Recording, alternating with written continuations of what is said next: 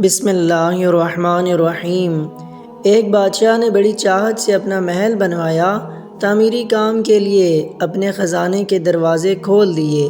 جو چیز اس کو محسوس ہوئی کہ اچھی نہیں بنی اسے دوبارہ بنوایا، حتیٰ کہ بادشاہ کی نظر میں وہ محل اتنا خوبصورت تھا کہ اس میں کوئی بھی خامی نہ بچی تھی۔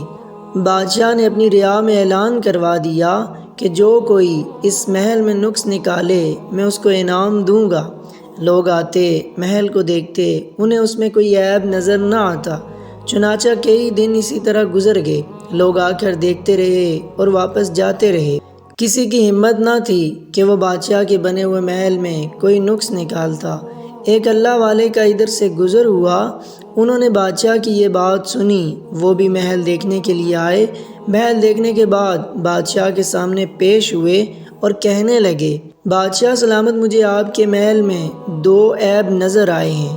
بادشاہ حیران ہوا کہ ساری دنیا کو میرے محل میں عیب نظر نہ آیا، اس بوڑھے کو میرے محل میں کون سے عیب نظر آ گئے؟ چنانچہ اس نے پوچھا، بتاؤ کون کون سے عیب ہیں؟ تو وہ اللہ والے کہنے لگے، بادشاہ سلامت، اس میں 2 عیب ہیں۔ ایک یہ کہ محل ہمیشہ نہیں رہے گا، ایک نہ ایک دن ختم ہو جائے گا، اور دوسرا عیب یہ ہے کہ تو بھی اس میں ہمیشہ نہیں رہے گا، ایک نہ ایک دن تجھے بھی یہ محل چھوڑنا پڑے گا۔ اور یہ دنیا کی حقیقت ہے، ہم کتنے ہی بڑے کیوں نہ ہو جائیں، ہم کیوں نہ بادشاہ تک بن جائیں، لیکن الغرض ہمیں یہ دنیا چھوڑنی پڑے گی۔ یہ دنیا فانی ہے۔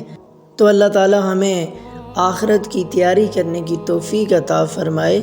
آمین ثم آمین۔